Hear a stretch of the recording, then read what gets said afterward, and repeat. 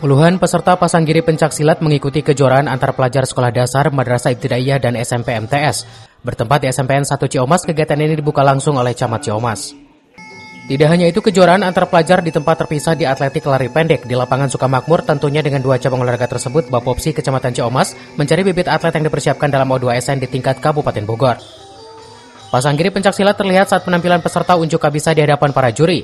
Gerakan demi gerakan diperagakan dengan alunan musik, 3 juri akan menilai dengan berbagai kriteria sebagai juara.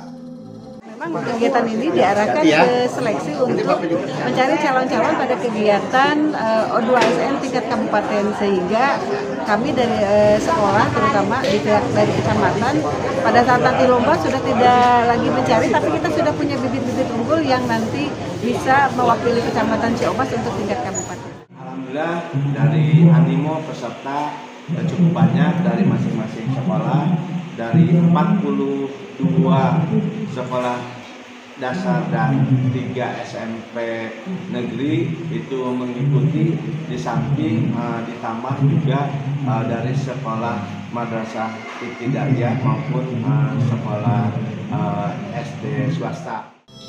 Bapopsi Kabupaten Bogor berharap adanya penambahan cabang olahraga lainnya di tingkat wilayah dalam kejuaraan ini. Dari Ciomas, Kabupaten Bogor, Iman Abdurrahman melaporkan.